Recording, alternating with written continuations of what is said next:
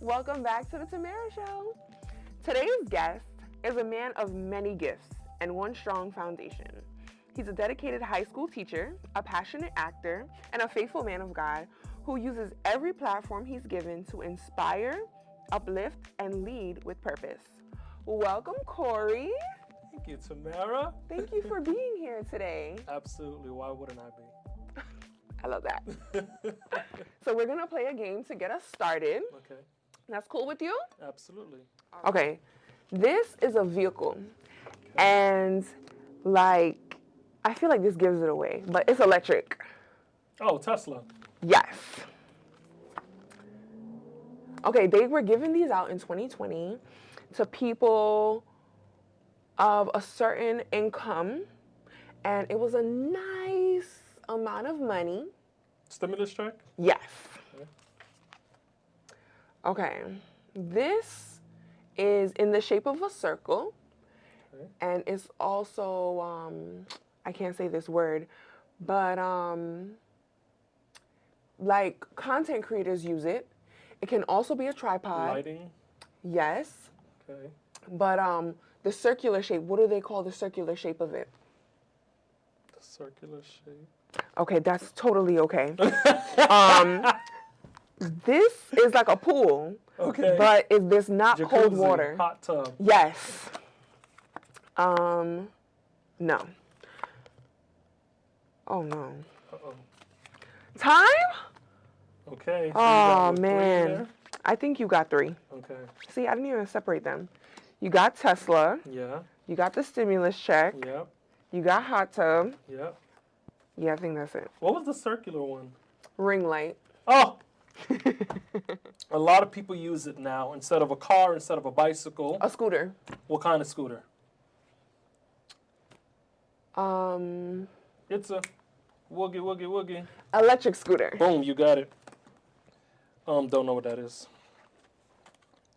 Oh, sneakers, slippers, famous Shoes. celebrity owns them. Designer shoes. Nope. He dated the Kardashians, married the Kardashians. What's his brand name? He dated a Shoes. Oh, Slippers. Yeezys? Boom, you got it. Okay, when a person goes to jail, they have to put on what?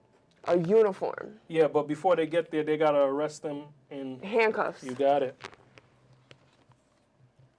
A game that a lot of young people like to play. It's a lot of shooting involved in there. Oh, paintball? No. Shooting. Like soldiers. Okay. Is it a video game? Yeah. Call of Duty? Yeah, it is Call of Duty, actually. Very good. Oh, it's a type time. All right, you got it. I think you beat me for sure. 1, 2, 3. Oh, 4. Okay. 4 to my 3. I love it. Ooh. This is somebody who is not very nice, and they do things to hurt you. Mean. Narcissist. Yes, but sometimes we can call them a, Idiot. like I got hurt. In the past. X. Back. Stabbed in the back. Yes. Okay. Okay, this is somebody, they enjoy working, Okay. but not like, okay, let's just go with they enjoy working. They enjoy working, and they do it way too much, like they can't even Workaholic. stop. Yes. If somebody's not faithful, they're considered a what? Unfaithful? What's another word? A cheater. Boom, you got it. Okay, how do you describe this? Okay, yeah. Oh, if someone doesn't eat meat or fish, A vegan? you got it. Yeah. Oh, if someone doesn't win a game and they're like really A sore loser. Yep. Look at you. If somebody is considered like the best at something, they call them the what? That's the GOAT? Yep. If somebody doesn't believe in God. An atheist. Yep. We coming for them though. Time. All right. You got it. That was, I think, 4 again. 1, 2, 3, 4, 5. Wow. You're graced for it. Ah. Yes, yes. I'm not competitive, but I don't play about these kind of games here. Don't worry. We could have another round towards the end of this interview. Okay. If 10-year-old Corey was to see you right now, what would he say? Wow. Yeah, you definitely got right on into it. 10-year-old Corey. I was in 5th grade. Whew. I was a wreck in school. I was definitely giving my teacher a hard time. Really? Yeah. I was very disrespectful. I was around bad friends. I was fighting a lot. So what would he say to me? 30-year-old Corey, 20 years later? Wow. You're actually somebody. He would definitely say that. He would also say, you're inspiring me. Aww. Yeah. And I'm proud of you. Those 3 things. I like those. Yeah. Yeah, you're doing a great job. I hope so. Hope so. That was a good question. Thought-provoking. Why did you decide to study theater in college? Good question. A couple of reasons. First, because I was very passionate. I am very passionate about the arts. It was between. Actually, let me go back. Growing up, I wanted to be 3 things. 1, the president. The second, I wanted to become a chef because one of my cousins are a chef. And then third, I really wanted to become a lawyer. I didn't know what field or what aspect of law, but I know I wanted to become a lawyer. I like defending people. I like speaking up for what's right. And at that time, I like to argue. And I want my case heard. But middle school, I started in the arts. And in a sense, I always say that kind of saved my life. God used that to redirect me. And with that, from middle school on, everywhere I went, I always bumped into the arts.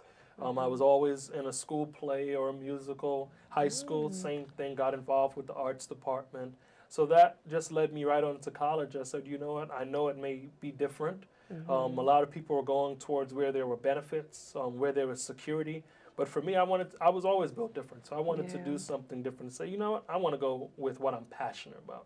And that was the arts. I love being on stage. I love inspiring people, bringing life to people. So that's why I did it. And I really, really, really don't regret it. Wow, that's so cool. Yeah. What was like the first play in middle school that you did? The very, very first play or musical I ever did was Guys and Dolls. Guys and Dolls? What's that about? Crap shooter. So I was the lead, Sky Masterson. And the story behind that was I always say that God saw me when I didn't see myself. So I call her an angel. My teacher at the time, Miss Turoff, Victoria Turoff, she came to me in 8th grade and she said, hey, I want you to come audition for my play. I was like, me, audition, what's that? I'm not doing none of that. Again, remember, I'm around the popular guys that just want to get the girls and just want to have fun, but also fighting. Who goes to a play? That's corny. Very much so. Yeah. So, nevertheless, I did go the Monday, and I got the role, and I said, okay, so what do I do? They said, here, memorize this song. I said, okay. So I just sang it the next audition, and they said, okay. I said, okay, do I have it? What? You'll find out on the following Monday, check the board, the casting list. And lo and behold, the next Monday, I saw my name at the top of the list, Sky Masterson. Wow. And that's where it started for me. And I never looked back ever since 2009. Sheesh. Yeah. First play, and you were the lead? And I was the lead. So that never happens. That never happens, exactly. And a main stage production. Oh, this is why I said God saw me when I didn't see it myself. Because I always used to say, I can't. That's why I'm very passionate today. When I'm in a classroom or around people, don't tell me you can't, because I always said that about myself. So coming from a kid who said, I can't do that. I can't sing. I can't dance. What? Who does that? So then being in a lot of productions. So, yeah. This reminds me of my favorite movie in the whole Okay. entire world, What's that? High School Musical. Oh, yeah, that's popular. Except, you know, Troy Mm-hmm. started doing the plays because, you know, Gabriella, he wanted to do it Yep. for her. But Yep. nonetheless, it wasn't cool, you know. Yeah. He hid it from his friends and all of that. But Yeah. But it's very relatable in a lot yes, of ways, you know. So very relatable. yeah, High School Musical is a classic for sure. Yeah. So what are some roles that you've played that you really enjoyed? Oh, I have a lot. Top of my head, when I played Mister in The Color Purple, Ooh, that was you played Mister? powerful. Yeah, that Oh, was. wow. I wish I could see this. And that was. I have recordings, so definitely, I gotta see definitely. That was in 2012. I played the role of 2012 or 2013, one of them. But it was when it was a redo on Broadway at the time, and the Broadway cast came to see us. This was my junior year in high school, and I remember at first it was like, okay, because he's abusive towards his wife, and you know, but what's the take I can take on the role? So a lot of times, you know, in a sense, I used to feel like I was the underdog in my high school. I didn't get a lot of lead roles in high school at that time, so they gave me a shot. And I was like, okay, Corey, we want you to play Mister. I said, okay. And I guess because a lot of people knew me as Corey who always prays, and, you know, Corey who's always talking about God in school, to play Mister? I know. So to see me do it and do it well was like, oh, okay, there's a whole different side. So I really enjoyed Mister. I loved my first play, obviously, Guys and Dolls, playing Sky Masterson, because that just gave me the acting bug. In college, I liked all of my shows in college, to be honest. But there was my senior production, Hedda Gabler. I loved that production because it was more like an Urkel-style character. He was very comedic. He was very fun. He was very jittery. He kept you on the edge. He was so infatuated with his wife, but it was more than just infatuated. He was very smart. So as my professor shared with me, that you brought a different aspect to this character. And that's what I like to do with every role I have. I like to bring something different. So a lot of people know Hedda Gabler's husband as very like, he's a jerk. But for me, I wanted to bring, no, he's not really a jerk. He's more a smart person, but a lot of people can't understand him. So I wanted to bring that intelligent side to him. And then obviously my own show that I wrote, The Journey to Freedom, where I highlight different aspects of slavery, where we've come as black people and where we can potentially go if we want to. So it's a very uplifting, but society-shaking production. So that's my ultimate favorite because it's me speaking to the world. Right. Yeah. That's I felt like I awesome. just spoke a whole lot to that question. But that's exactly what I wanted. So Okay. thank you very much. All right. Okay. Yeah. So studying theater in college, and now you're a high school teacher. Yeah. How did we go from acting to teaching? Oh, God. Why do I say that? And not in a cliche way, but in 2020, as we all know, the pandemic hit. And prior to 2020, I was just doing a lot of shows, off-Broadway productions, off-Broadway productions, film, commercials. But towards the ending of 2019, top of 2020, I wasn't in any shows. And I remember going across one of my friends' Instagram, and there was a job opportunity. If you're interested in teaching and you have a degree, a bachelor's, reach out. And that's something I always said I'll do like later on in life. Right now, I just want to tour and, you know, go on cruise lines, different things like that. But I heard the voice of God and said apply. So I applied. That was in late December 2019. I didn't hear anything. Top of January 2020. I just reached out as a follow-up. Hey, just following up on this role because I haven't heard back from you guys. And they responded and they said, hey, thank you for reaching out. We actually thought you were no longer interested because we contacted you. And I said, I haven't received anything. Come to find out, it was the wrong email. But this is why I say it's all God, because God told me to reach out to them as a follow-up. So this is why you must always listen to the voice of God, even when it's uncomfortable for you, right? So that, fast forward, make a long story short, I got the interview at the school. It was a phone interview. Then they asked me to come in for an in-person interview, and then I got the teaching role. So that started in February 2020. Pandemic hit in March 2020. So if I never obeyed God, I would have never been working, because obviously Broadway was shut down. Everybody's going for unemployment now. And here I am working in a pandemic. You know, the very thing people were chasing back then about benefits, here I am, it's coming to me without any worries. So that's where it started for me. Prior to that, I was teaching artists in some theater schools and performing arts academy. But high school, I started in 2020, and I've been loving it. I started in middle school, actually, correction. I started in middle school, then I led into high school 2021. I started teaching in high school, and I love working with the high school kids, man. They're just very blunt, they're raw. They hold no bars. They just tell you as it is, and I love that.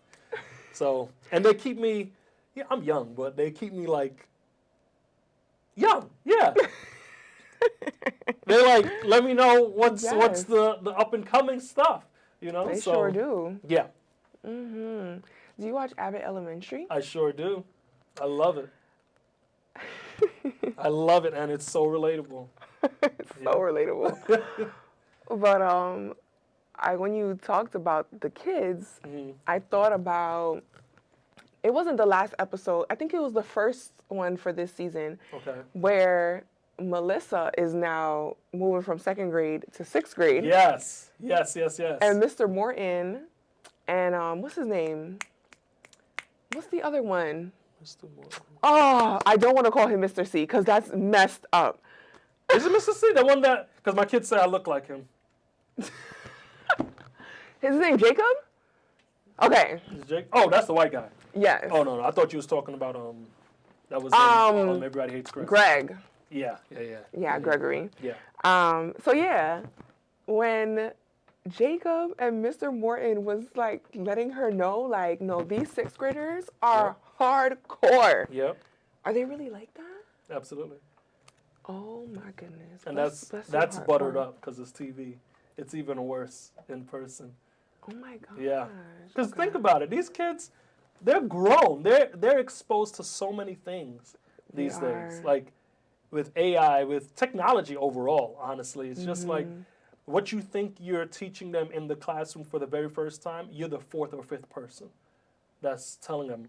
And everything is grabbing their attention these days. So you got to stay on top of the game. Wow. Yeah. How do you do it? Honestly, you just got to keep going. You can't give up. But for me, I always tell my students and administration that my first thing is just building a rapport with kids. It's not so much just like, okay, this is the lesson plan, talk at them. No, have conversations with them because then you get to know how to actually teach them and what they'll actually receive and the way they would receive best. So, I like that approach. Yeah. Yes, they get it. It's non-traditional, but it's effective.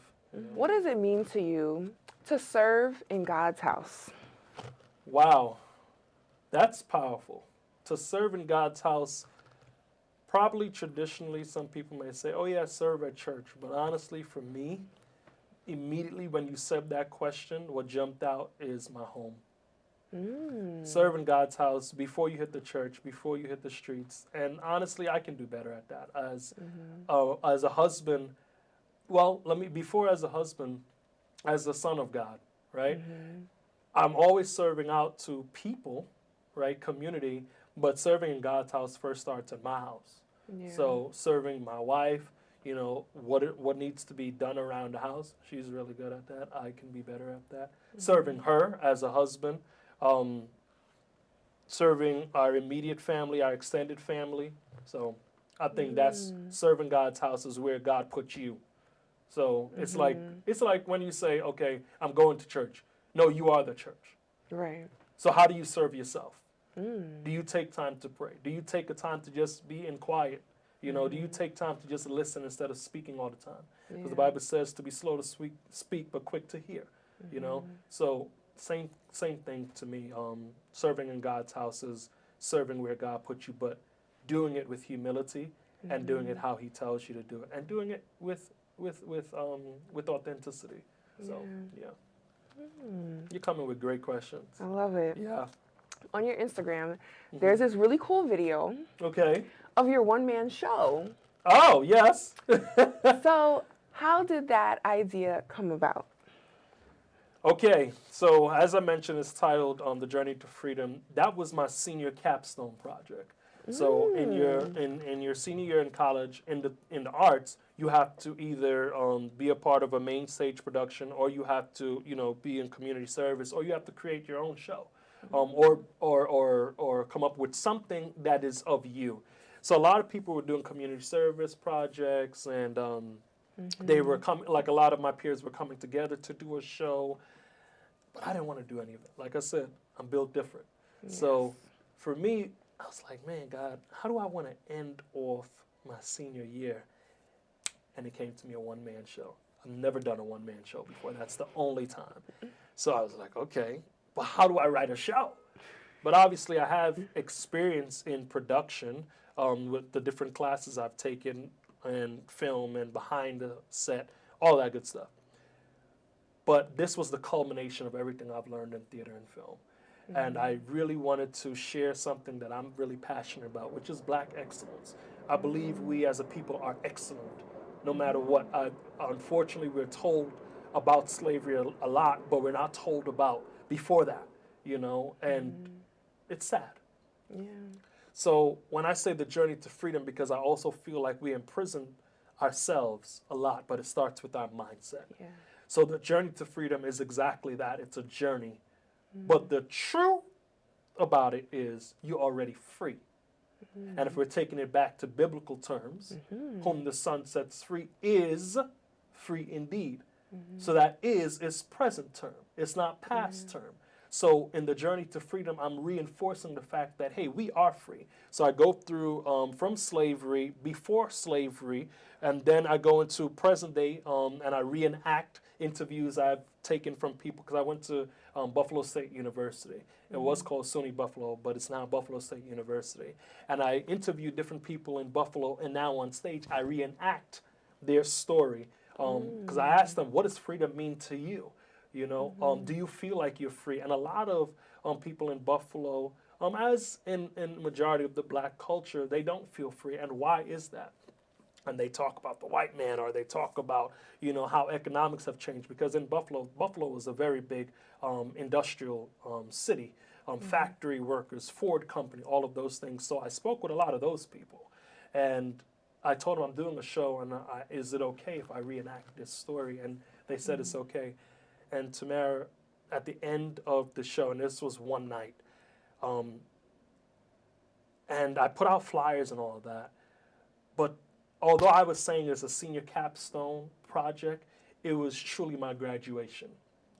Why do I say that? From the president to my classmates to my coworkers to people off campus, they packed out 150-seat theater. Wow.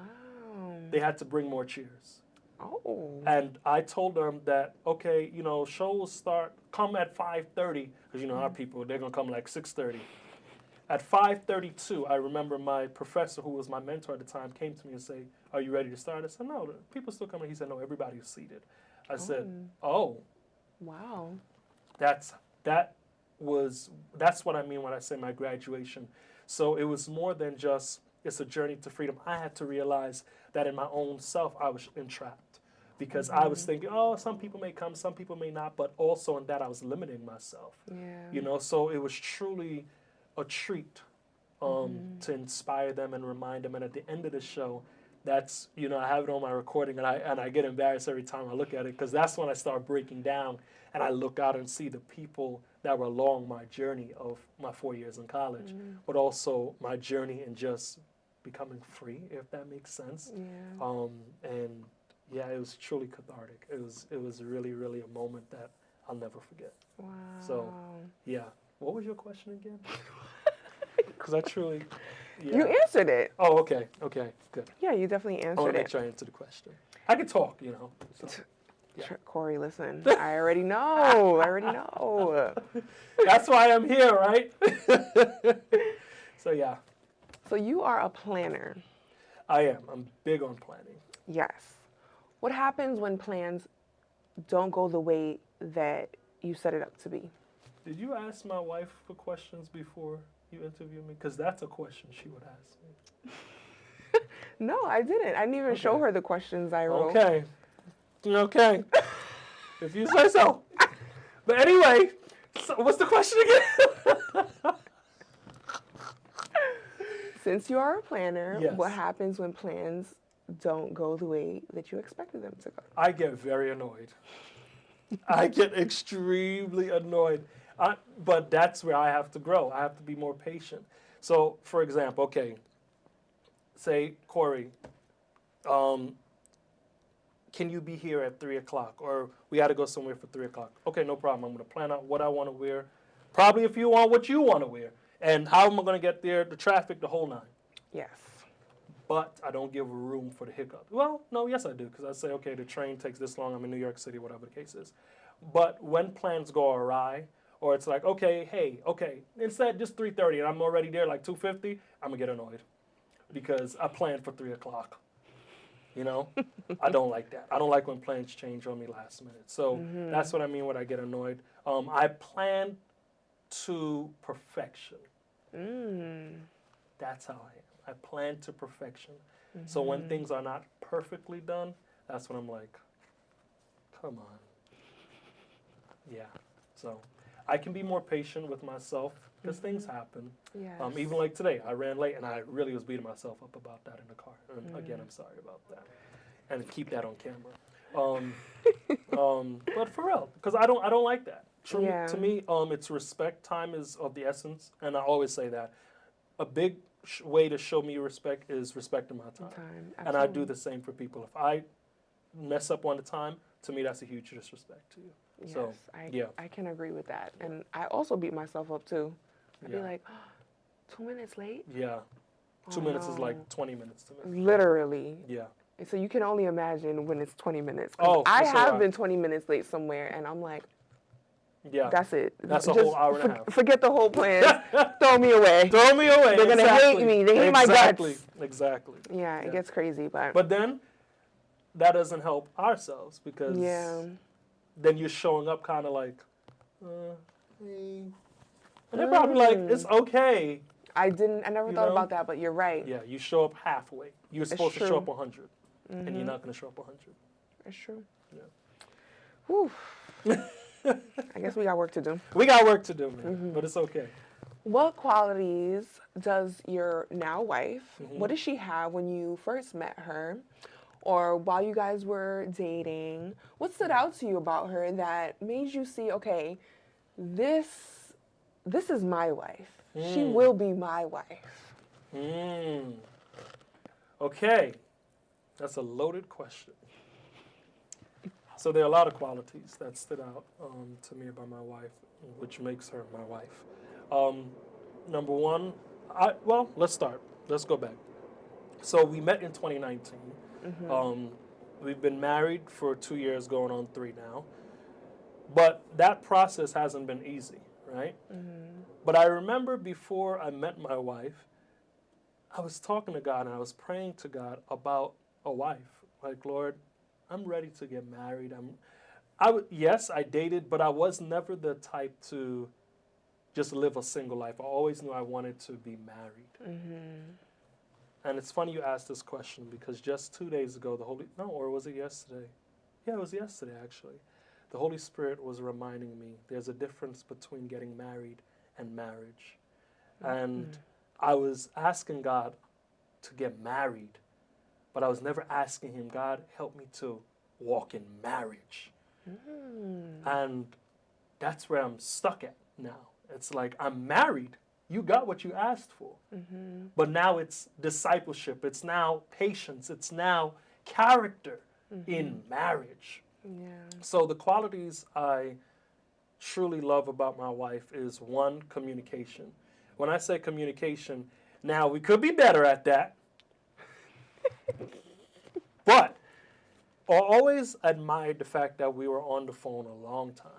Like we would be hours just talking about stuff at random. But though, let's be very honest, and I want you to keep this on the record.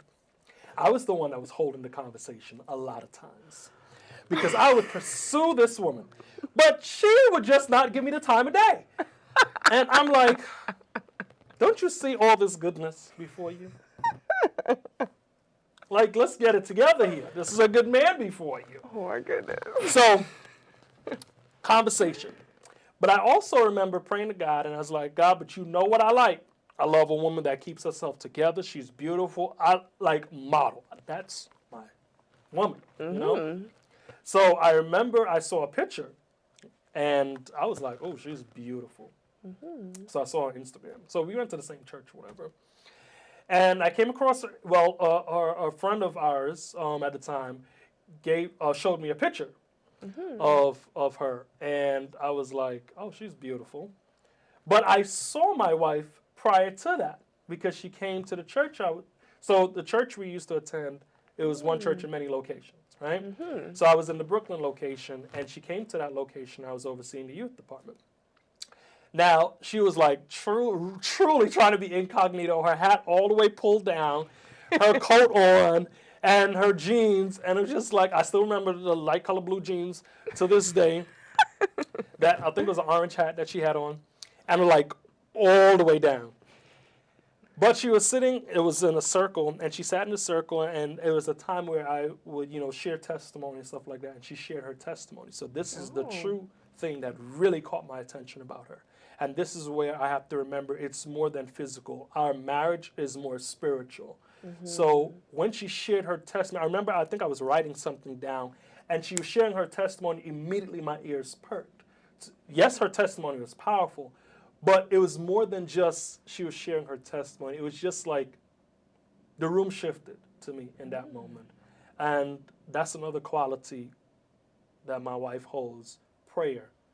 The way she prays. And I know she has shared on multiple occasions, me praying was something that attracted her to me, but also her spirit is what attracted me to her. And just the conversations, all of that is the cherry on top, but more so my spirit drew to her, and I remember when we were in the dating phase or in the talking phase, whatever people call it now, and I didn't have money at the time, and I asked her to go out to the movies. Say it's the Tuesday, and I for sure was going to get paid by that Thursday from the show I was doing at the time, and I didn't get paid. So I called her. Well, before that, I remember praying. I was like, God, I really want to take this girl out, but I don't have it. And I just, I was like, okay, I don't know what to do, but I'm just gonna tell her, hey, I didn't get paid, and I really want to take you out, but I'll take you out next week or something, as soon as I get paid. And she flipped it on me. The whole story flipped because I called her and I told her, hey, I didn't get paid. Unfortunately, I'm not able to take you to the movies tomorrow, but I promise you I'm going to take you out. And she said, okay, no problem. We go to the movies tomorrow. We could go to the movies, and we could grab something to eat after. I'm like, did you not hear what I just said? I said, I didn't get paid yet. And she said, no, we can still go. And it flipped because she's now going to take me out. That's another quality, humility, and a heart of service, just wanting to serve people. So I remember crying on that phone call because I'm like, wow, this is the first time somebody wants to do that for me.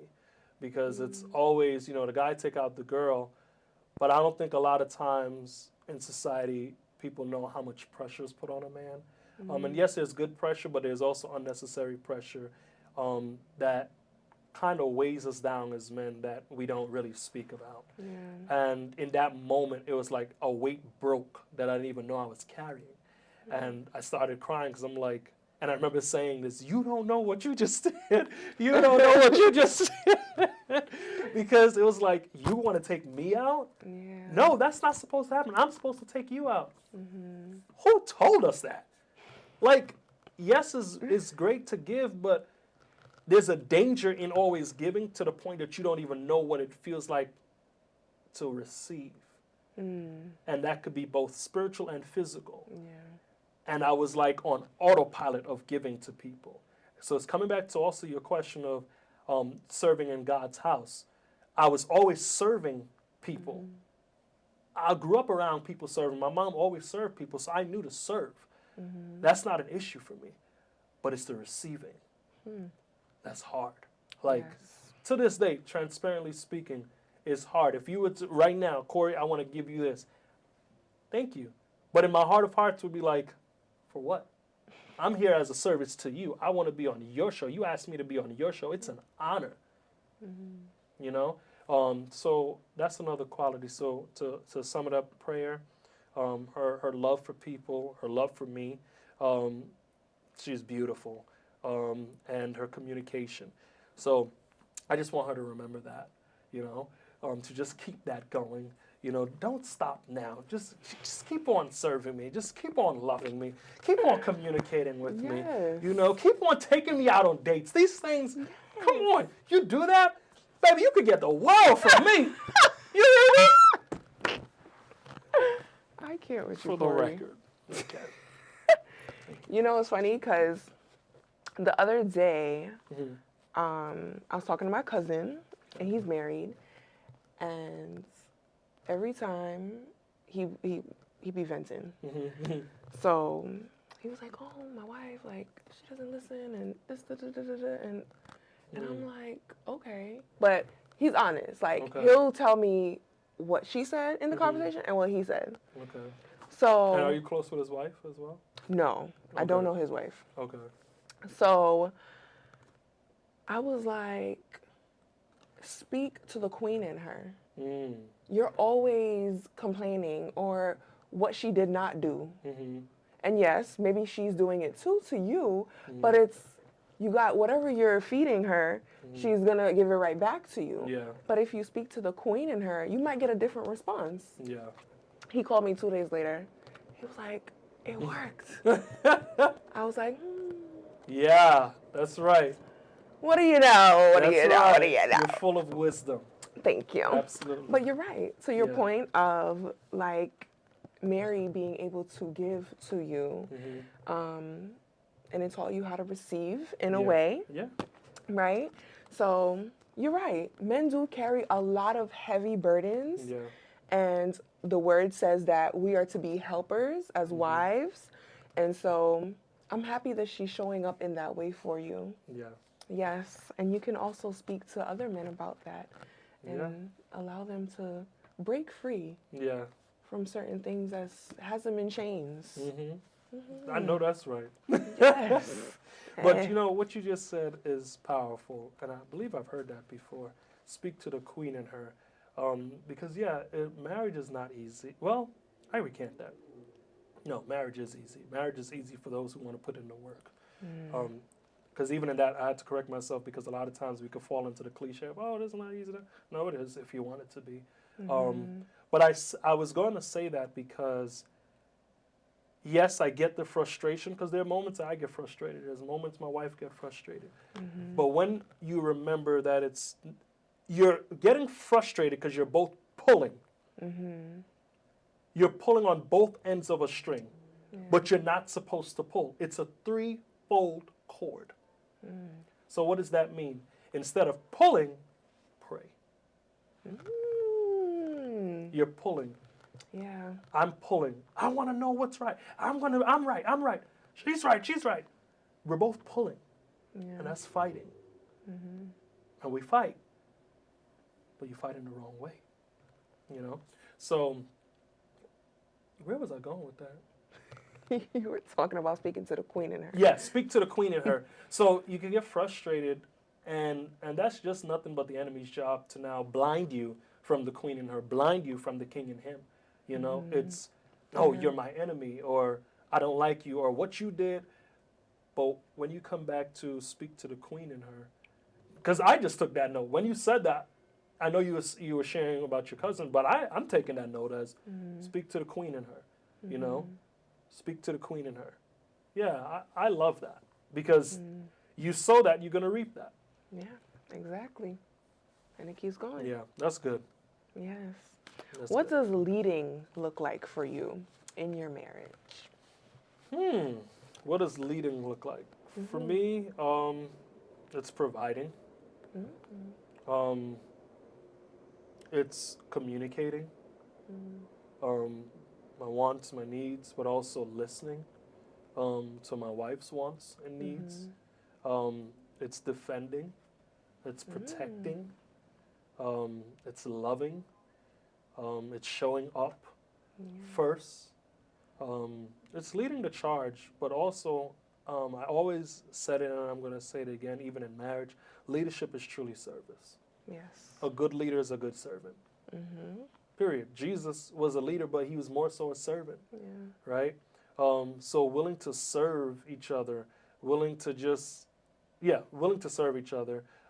So leadership to me is truly service. So Mm. that could be serving dinner, that could be serving romantically, that could be serving spiritually, that could be serving mentally, but you're serving your home. That's Mm-hmm. leadership to me. I Yeah, love that. yeah. Yeah. What are some lessons that you've had to learn the hard way? Oh, character building. Hmm. The best kind of Character lessons. building. And I say that because I always prided myself, and I say that intentionally, on being a good communicator. Mm-hmm. Always talking, always sharing with people, always checking in with people, following up with people.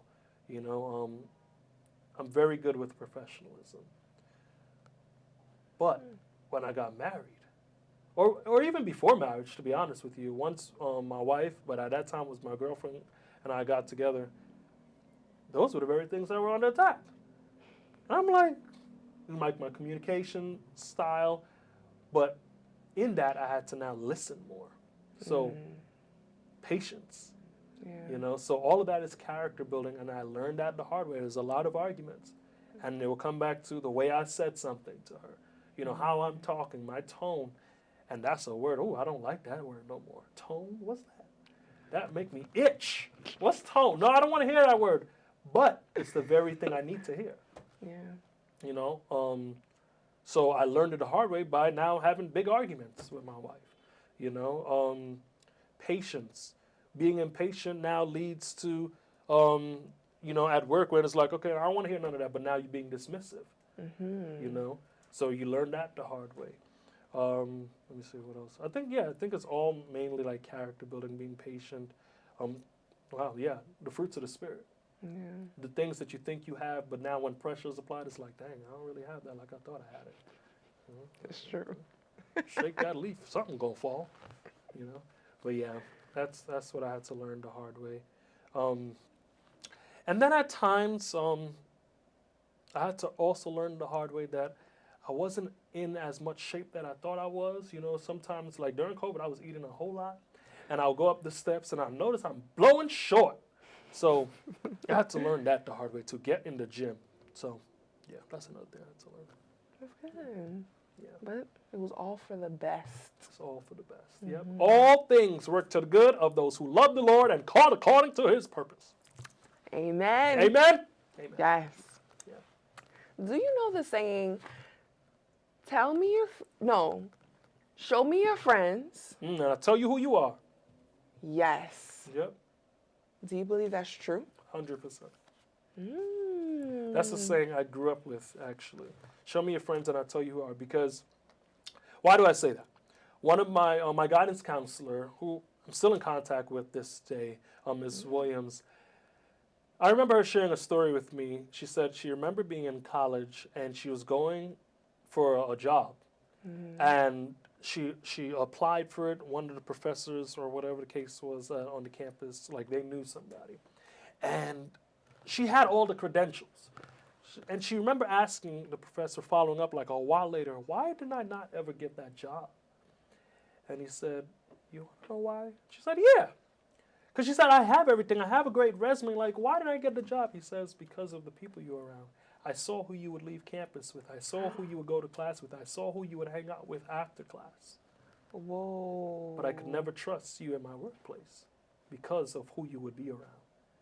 And that was a huge wake-up call for her. And it's true, because you may be a beautiful person, you may be very nice, but who are you when you're not around me? Who are you when the cameras are off? You know? So show me your friends, I'll tell you who you are. Because if all your friends are ratchet, there's ratchetness somewhere in you. Somewhere in you, and it's going to come out at some point. You know? my If goodness. you're putting up the front that you got it all together, but really none of your friends got it all together, none of your friends are pushing you to be great, then something is wrong. I see who you are by who you're around. Yeah. Now, that could also be a bad thing to think of, because maybe you are the difference in your friends. That's true, but if you are allowing yourself to be around that crowd, then that tells me your character, you know? So, like I shared at one point, yeah, I was around terrible friends, gangbanging friends. That's the people I were around. But I always knew I was different. I didn't want to have that lifestyle. Yeah. So I applied to high school. I was like way over town, you know? Like I just started doing things differently, Yeah. you know? So now my friends or people I knew or grew up with, it's like, dang, Corey, like I'm an inspiration to them. But you have to be different. You have to set yourself aside, you know? So, yeah, I do believe that statement is true. But it could be true in a positive and a negative way. You determine that. Yes, that's true. Yeah. So we always hear about generational curses. Okay. But what are some generational blessings Ooh, that's a that good question. you have in your, in your family? Marriage. Oh, About 90% of my family is married. I And love that. I love that too. And it's like, I knew that, but it was really when we were putting together like the wedding list and, you know, the invites and stuff. And I'm like, wow. Mr. and Mrs., Mr. and Mrs. I'm like, that's a beautiful thing. Yeah. Now, obviously, I'm sure everybody's marriage is not perfect, but to have that is a blessing. There are families, there are bloodlines out there. It's like, dang, anybody getting married? Anybody, like, no, everybody just want to be single. We can't go to a wedding, like, nothing. But I have experience in that. I come from that. I think that's a huge blessing. What else? Productivity, success. See a lot of successful people in my family, whether it's entrepreneurs, social workers, teachers, also actors, models. Oh. Yeah, a lot of that. Military officials. So I see that a drive in my bloodline, and that's really, really good. It goes way back to my grandfather, who I knew to be a fisherman, based on stories my mom has shared, my aunts and uncles have shared, was a fisherman. My uncle, my great uncle, who was a well-known boxer in Guyana. Yeah, so success thrives in my bloodline, and I love that. So I think that's another blessing. Wow. Yeah. That's pretty cool. Yeah, I think so. I think so. What advice do you have for somebody who is chasing their dream? Whew. I get why we chase our dreams. And I sometimes can get in that rat race. But your dream is not to be chased. It's to be received. You know? Because we can all have dreams. Heck, I had a dream to travel and to be a billionaire by now. To make God laugh, you got to tell him your plans. You know? So we can be chasing that dream, but you're going to always be in that rat race. But when you're going to sit and say, God, why am I here? What am I here for? I want to be of service to somebody. Yeah. And I'm going to say it like this. To chase your dreams is also to be selfish. Because it's all about you. What do you want to do?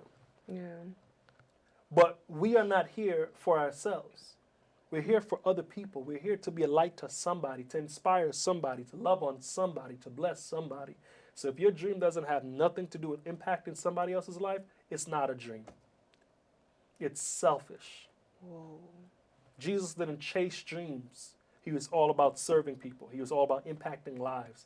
He was about shifting the atmosphere. He was about being a threat to hell. So why are we chasing dreams? Just be present in the moment and allow God to order your steps. and all that dream that you may have, the fancy cars. And I want to be very clear. There's a thin line here, right? I'm not saying it's bad to dream, because you're speaking to somebody that, yes, do vision boards or have done vision boards. You're speaking to somebody who dreams of having a mansion one day, who all that fancy stuff. I love that. But at the core of who I am is serving somebody, is loving on somebody, praying for somebody, right? All of the rest is just the cherry on the cake, or the icing on the cake, So dream chasing, you got to be careful. You got to be careful with that, because you're going to end up in a bad place. The love of money is the root of all evil. The money is beautiful. Getting money is beautiful, but having that intense desire for it can cause you to do anything and everything just to get it. And society will say, but you loaded. You can do anything you want. That's the same thing with dream chasing. How many people are trying to get the bag? The bag is going to come as a result of you doing what God tells you to do, what He's placed in you, how He's wired you. Just focus on that and just go. It's not about figuring it all out and chasing it. Let the dream chase you. Let the money chase you. Stop trying to chase it. Yeah. Sound like I was preaching. I wasn't trying to preach. I was just talking, but yeah. It's in you. It's in me. That's it. Yeah. Thank you so much, Corey. This was an awesome conversation. Is it over? I was just getting started. I was enjoying this, but okay. Yes, it was great. Yeah, I really enjoyed this, Tamara. Yes. Tamara, thank you for having me. And I pray that the Tamara Show truly, truly goes across the globe. And not just because you're my friend, but I really love that you're doing this. I love that you're just being obedient, and I pray that people's lives will be changed and they'll be inspired, they'll be encouraged. A girl from the Bronx is just saying yes, is just showing up. Oh, Mount Vernon, very specific, excuse me. Pinky's up. She's from Mount Vernon, ladies and gentlemen. It's near the Bronx. Okay? Let's get it together. Anyway, just said yes. She said yes, y'all. So thank you for having me. Thank you for seeing it fit that I'm a part of your journey. Absolutely. And I'm looking forward to it. I'll be looking, at the Tamara Show. So keep it going. I'm proud of you. So, thank you. Thank you guys for watching. Be sure to like, comment, and subscribe to my channel. And I will be dropping some details about Corey down in the description box below. Yeah. Bye.